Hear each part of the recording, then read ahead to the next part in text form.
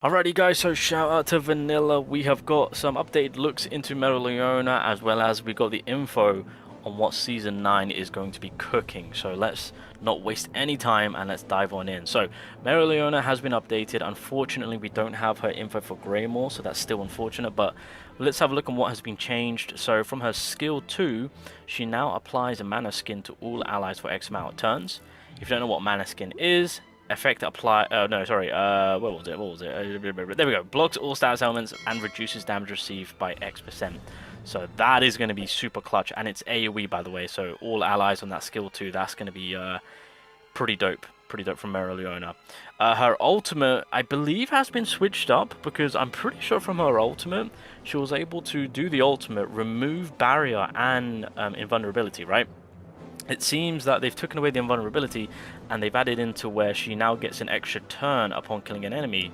So obviously as of right now, Julius and Magna are the only two that have this. So now Mereoleona will be added onto the trio that get an extra turn upon defeating an enemy.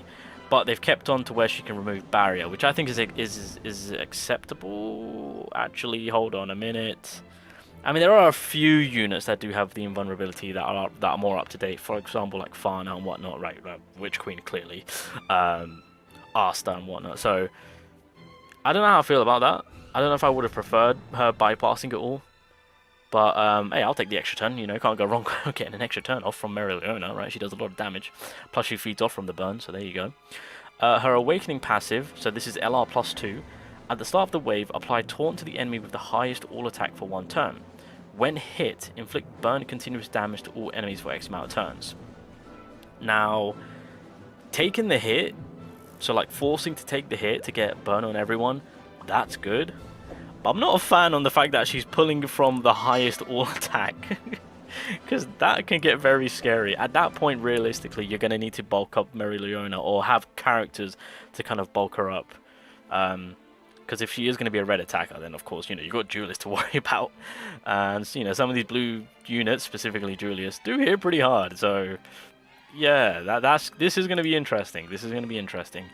And I believe that's all the new info we have on Mereoleona. So, yeah, her kit is still looking strong. Can't go wrong. Still need to figure out what the hell her Greymore is doing. Once we know, then we can kind of go off from that. But as it stands, as a Festa unit, I'm pretty sure she's a Festa unit. Yeah, she's a pretty strong. I believe from what everyone is saying that she's a red attacker, so she be cooking. She be cooking. Season 9 has been found, ladies and gentlemen. We got ourselves a party Mimosa. That is right. So on her skill 1, single target damage grants X% of own max HP as HP recovery to the ally with the lowest HP ratio. So this is something that we've seen plenty of times, and she is once again working off from HP scaling. So that's something to cater in when you do obtain this Mimosa if you choose to. Her second skill, request a dance with a bright smile, granting an ally HP recovery, so she's specifically targeting a designated ally of your choosing. X% chance to grant an ally reduced HP recovery received removal. Grants an ally X% of own max HP as HP recovery.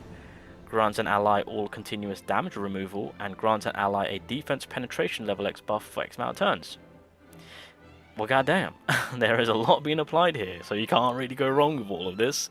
I think my only thing that I would say is that I would have hoped for a removal of debuffs, rather than it just being specific to reducing HP recovery.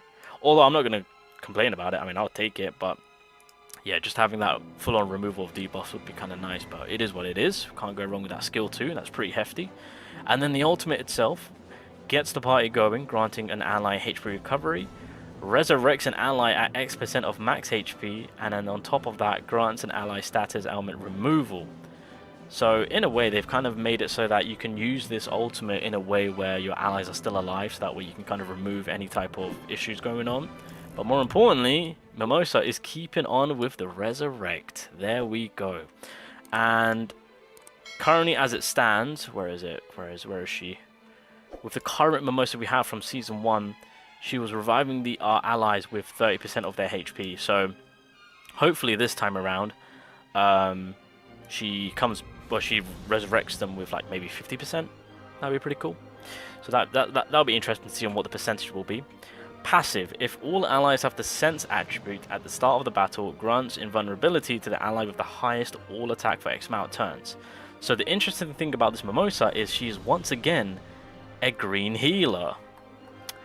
Well, some things just don't change, do they? And this is season 1. So it seems like they're just kind of giving us a more up-to-date Mimosa by the looks of it, keeping her green and as a seasonal character. So there you go. But that passive is going to be pretty powerful because, of course, it is going to be supporting mainly Fauna if you want to go with the green mono. But in general, for the highest attacker, this will be supporting Julius, Noel, whoever the high stacking you have on your team. Now, the crazy thing is about for mono green is you've already got Fauna, who's providing the stats element from her passive. Then you've got Charlotte, who's giving everyone a barrier. And the thing about Fauna is that she also has the invulnerability passive on her LR+2. So I'm wondering if you can double stack this onto Fauna, because that would be pretty insane. I don't think you can, but it would be interesting if you could. Moving along to the Awakening passive, every turn grants all allies an SP plus buff, and then LR+5 upon dying grants all allies X% of own max HP as recovery. So LR+5, that is just beautiful to have, I'm not gonna lie, but I'm just gonna say this right now, that LR+2 on Mimosa, I'm 100% getting. If you're telling me my allies on every turn can get a +2 on their SP, you're damn right I'm getting this. This is insane. So yeah, as a green healer, and with the passive and the LR+2 passive, this Mimosa is a damn good unit, I will say. And then partner skill grants the partnered mage a SP plus buff, and then X% chance to grant the partnered mage a SP plus buff.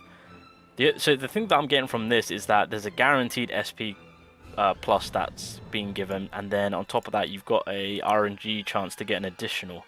That's what I'm getting.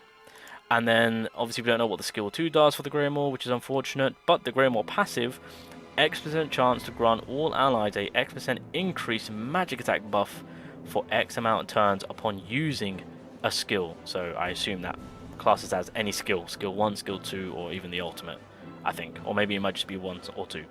But regardless, yeah, can't go wrong with that Greymoor. I do want to know what the skill 2 will do and how that's going to kind of apply to her already juiced up skill 2, but this Mimosa as a season 9 healer for the green typing once again is coming across S tier, I want to say, and is coming across really strong in the sense of being a healer, clearly.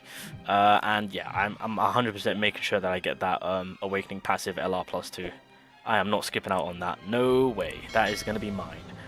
And then the second unit is going to be Party William. Party William. So, skill 1 does single target damage per X defense. Attacks after granting a X% increased damage dealt. So this is somewhat similar to Black Arstar, because he also kind of works off from his defense in order for him to get a high amount of damage. So they've kind of put that onto William. Can't go wrong. We'll see what the percentage will be. He does something else, maybe turning the enemy into a tree, who knows. But yeah, there's more to the skill 1. Maybe it's got to do with counter-attack, because this William is supporting the counter-attacking meta by the looks of it.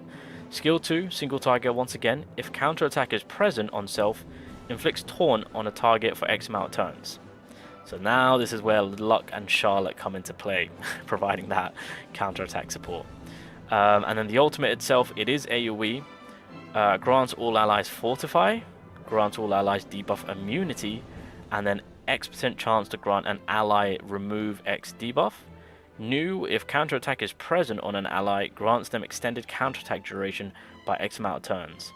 So, I mean, I'm getting vibes on a certain William that we have currently. This is kind of like, once again, in the same situation as Mimosa, where we're kind of getting a more updated version of him. But this William clearly is falling more in line with the counterattacking meta. Going into the passive now, if all allies have the technique attribute, when the battle starts, it grants protection to the ally with the highest all attack for X amount of turns. So yeah, just like Mimosa, we're getting another blue supporting William. But this William actually does sound really good. And again, he's more in favor to support Luck, who's also blue typing, as well as Charlotte, who's also blue typing. So falling in line with the blue mono. So we've got Mimosa falling in line with the green mono, who can actually work outside of that. And then once again, I mean, you could say the same thing with this William working outside of the blue mono, but with the blue mono he works perfectly fine. Now I will say protection to the ally with the highest all attack is beautiful, because when it comes to the swimsuit Vanessa, she also has the protection on her passive, I believe, or is it her combination? No, it's on her passive. However, she provides the protection to the ally with the lowest speed, which is horrible because you're giving it to your defense character. And what protection does, it makes it so that the ally cannot be targeted. You want your defender to be targeted because they're there to take the damage. So this passive is horrible for Vanessa. But for William, this is a blessing. So this protects your Julius or any other high attacking unit. Awakening passive. Every turn grants an X% increased defense buff to an ally with counterattack for X amount of turns. Does not stack. So this will fall in line with Charlotte and Luck, providing the counterattack on all your allies, so that way they can all benefit from the increased defense. And then if you LR plus 5 him, X% chance of applying reduce all attack to an enemy with the highest all attack. This is going to be huge because you got the Halloween Noel that can also reduce the highest attacking units kind of damage and whatnot. So yeah, this William with the blue mono is looking very, very strong, especially with the counter-attack meta if you want to throw in Luck. So we could see something when it comes to William dropping where we might see some more consistency of Luck being used as well as the blue mono in general. Possibly, maybe. Partner skill, you can stun, very nice. Ooh, the Greymore. Greymore skill 2, inflicts barrier immunity on an enemy for X amount of turns. Okay, that could work. Because as it stands right now with the meta for PvP, people are really heavily using Charlotte, where she specifically targets and gives a barrier to one enemy or ally, specifically the character with the highest attacking. So if you could kind of have that Greymore and then apply that second skill onto that one enemy who keeps getting their barriers up from Charlotte and to kind of stop that, it will make life a whole lot easier. So that's actually pretty clutch and a must-have, I want to say. Greymore passive. Every turn grants X% of own defense as HP recovery to the ally with the lowest HP ratio. Hey, okay, I'm not gonna lie, that Greymore actually sounds dope as hell for William. Season 9 is looking pretty nice. We got ourselves a good healer, we got ourselves another good support unit coming in. Both for green and blue, where we already have a William and a Mimosa. So, interesting. Very, very interesting. More up to date, I want to say. What's weird also is that the William and the Mimosa, being Season 1, were at the beginning of the game. So, like, they're coming back around once again at the same time for the same typing. But, like, buffed up, if you really think about it. Cool. Now, another thing that has been added is, from what I'm understanding, some characters will have passive that increase Yule and gear drop rates. So if we take specific characters, as you guys can see from their passives, it will give us a little bit of rate up on gold, but more importantly, it's going to be giving us that beautiful rate up in gear drop rates, which is interesting because I thought they would have kept on with the food, because the food gives you like 30%.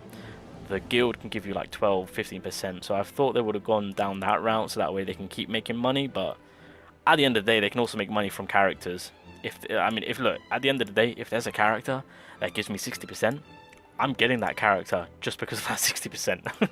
Alright? Because of course, with gearing now, there's also limit breaking, so I need all the help I can get to get consistent LR gears. So this is going to be a seller. I want to say this is 100% going to be a seller.